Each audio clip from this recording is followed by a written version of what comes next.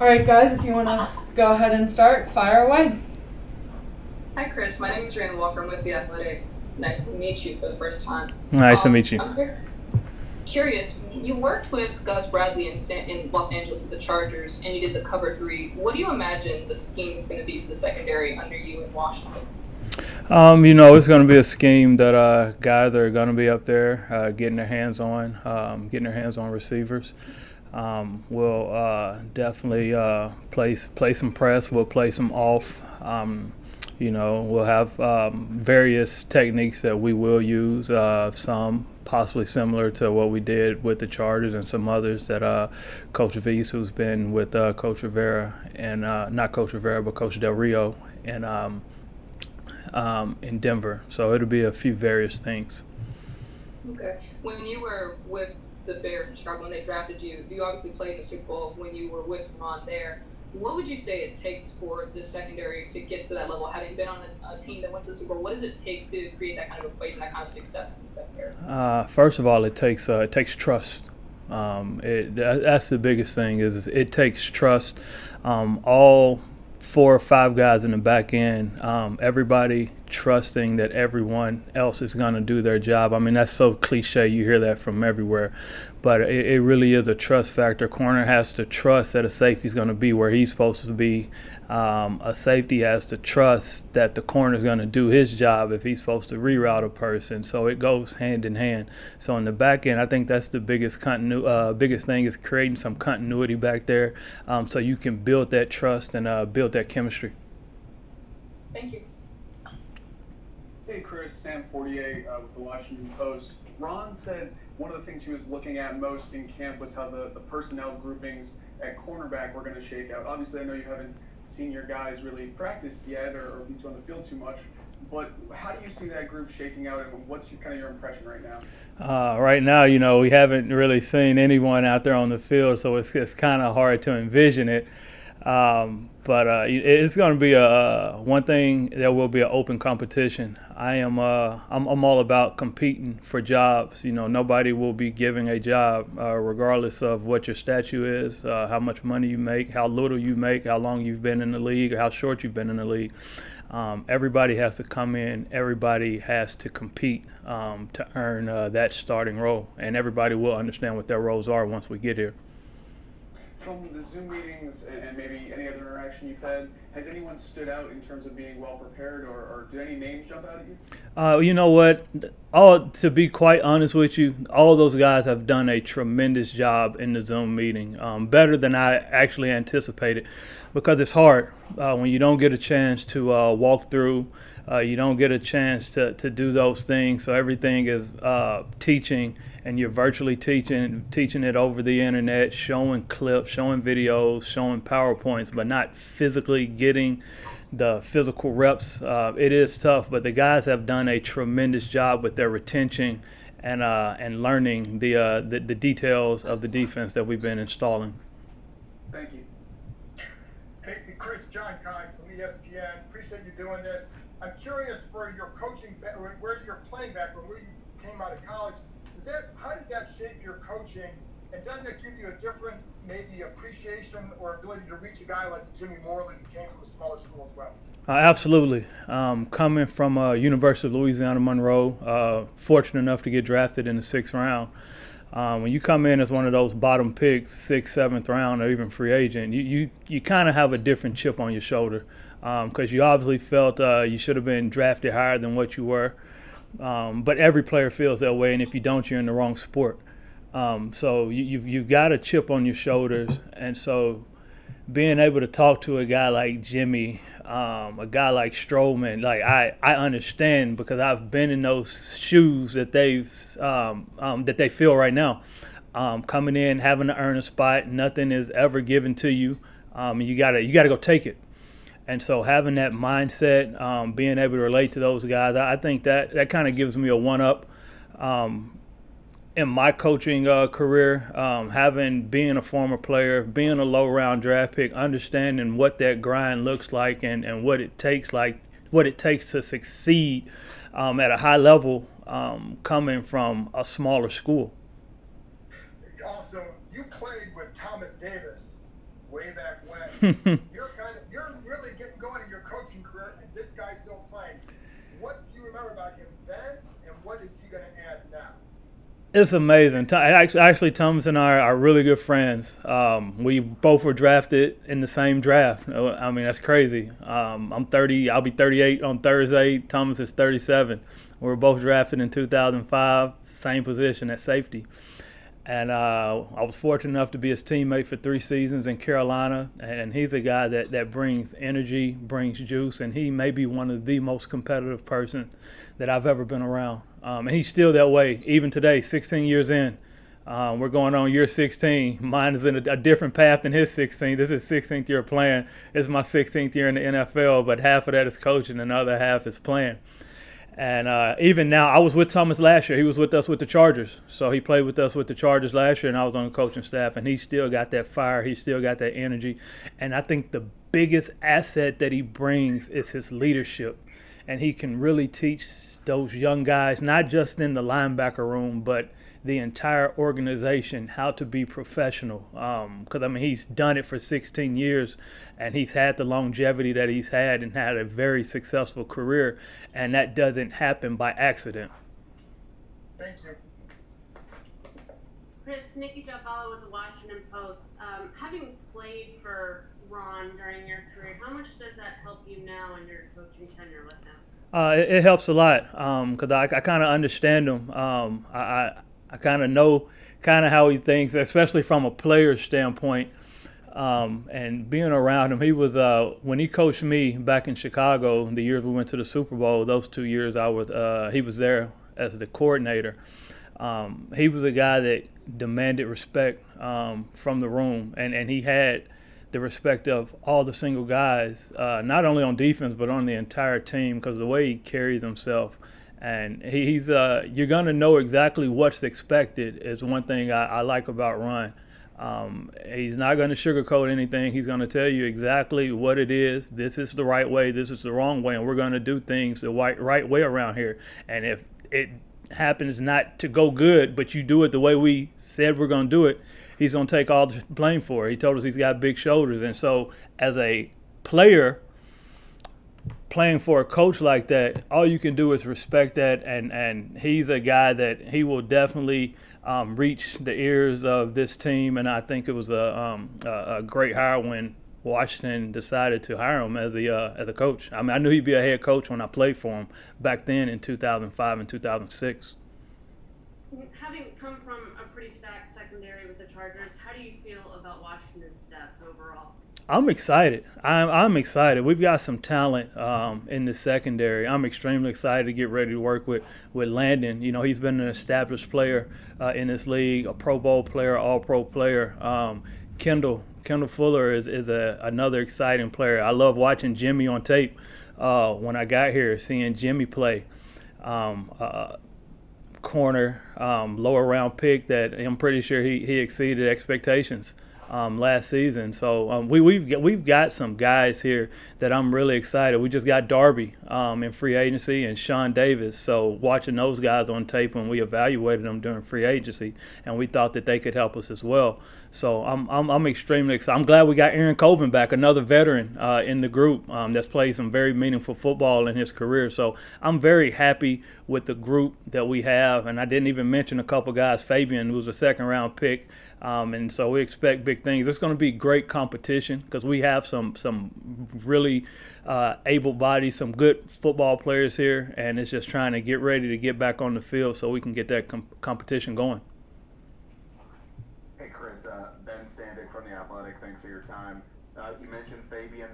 Last year he played both inside and outside. He seemed to have some more success in one of those areas than the other. Just curious, on tape, as you've gone back to watch him, what was your thoughts of his year last year and kind of where he fits best with you guys going forward?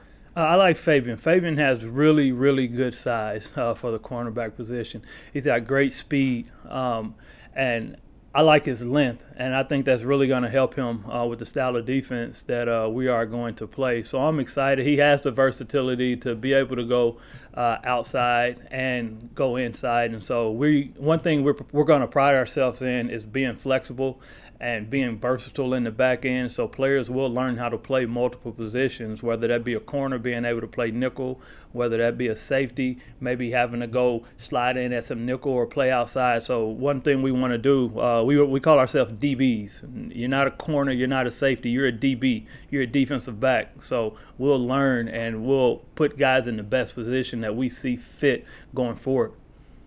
And you mentioned that flexibility with a guy like Kendall Fuller. Based on the contracted guy, he's kind of maybe viewed as the number one corner, which would probably mean playing outside a bunch. But what we know when he was here before, his slot was really where he thrived. So what's that? Where do you kind of see him lining most? Where do you guys can take the most advantage of his talent? You know, he has a tremendous talent because he can play on the outside. He can play on the inside on the slide, and he also can play safety. So when you get a guy like that is as versatile as he is, we're going to utilize him and put him in the best positions that we think will help our defense. So right now it's hard to say exactly where he's going to be until we get out there on the field, but we're going to utilize his strengths and put him where we best feel he can help this football team. Thank you. Thanks for making the time. With Landon Collins, when you've got a guy who star NFL player can already do so many things, so versatile, how do you challenge him, and also how do you want to make sure he gets put in positions to use that talent? Oh yeah, he's a tremendous talent, and he really shows up when he's in the box. When he's near the line of scrimmage is when you see him really show up, and he can play back deep as well. So our goal is to utilize his talent. He's an excellent blitzer. He can come off the edge. He creates havoc when he's up close to the line of scrimmage. He creates tackle for losses, and he's kind of like a spark plug. He's kind of like that starter for you. You know, you got a box of matches. You know, he can be that guy that you strike. That you just need one match to light the whole fire, right? The whole box of matches. So he can be that guy. So we plan on utilizing his strengths, his ability to hit people, knock people back. And get him taking the ball away. And so we're excited. I'm excited, extremely excited to work with him. I was fortunate enough to work with a guy with the Chargers, and I feel we have a guy here in Landon that can do some of those things.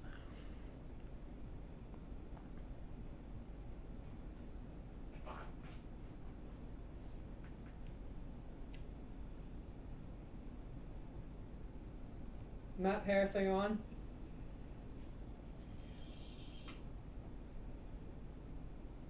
Hey Matt, we can't hear you.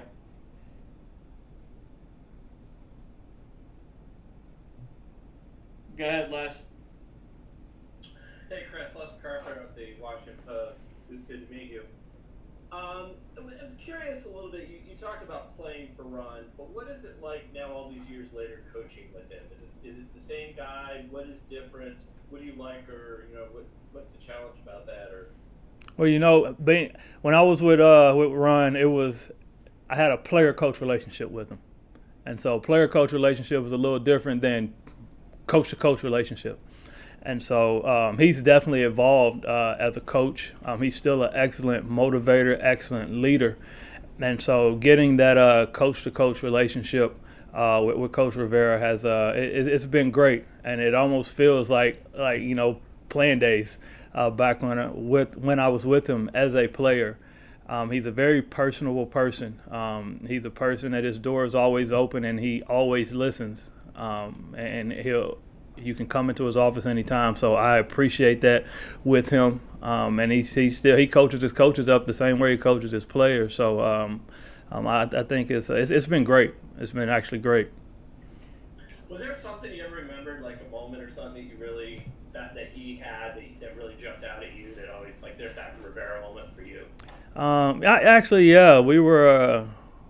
I'm pretty sure you all guys all remember the Monday Night Football game when the Bears are who we thought they were with Denny Green, with the Bears in Arizona. So we were in Arizona. It was 2006 on Monday Night Football, and we did not play really good football in the first half.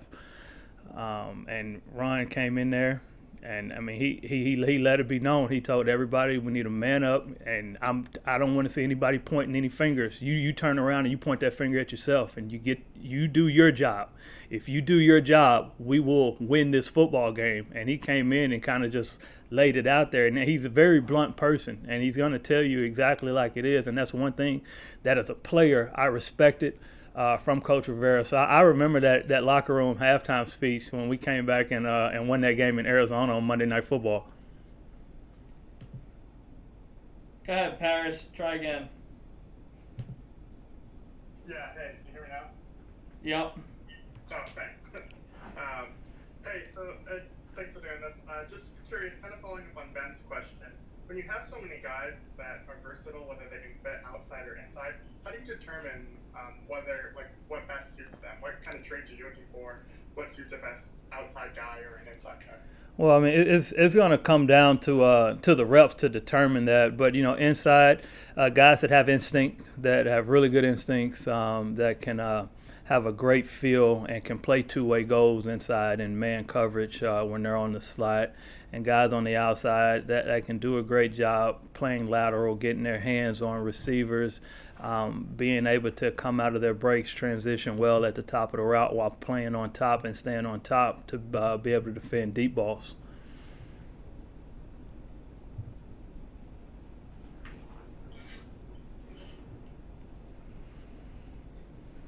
Yeah, JP. Hey, Chris, thanks a lot for your time. Quickly, how much of that halftime speech that Ron gave you in Arizona could you say here in mixed company? I don't think I can.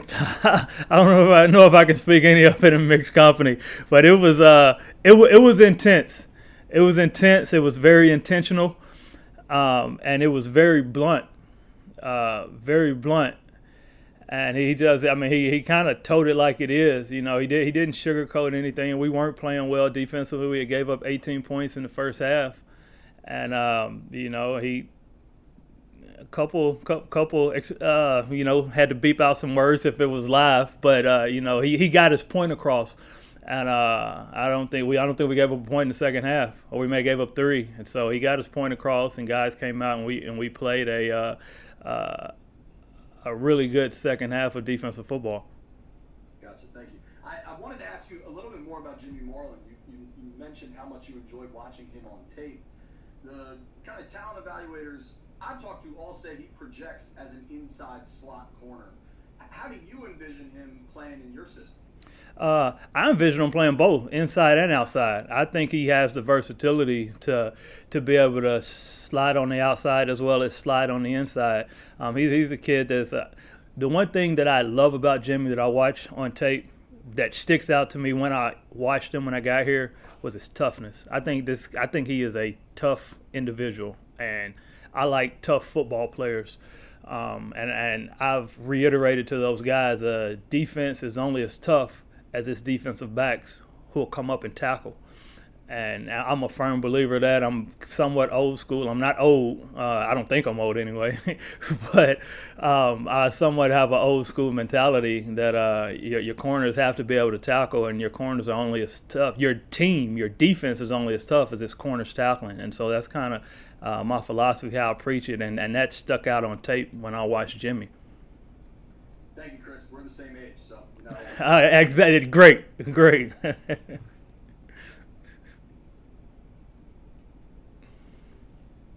Chris Russell.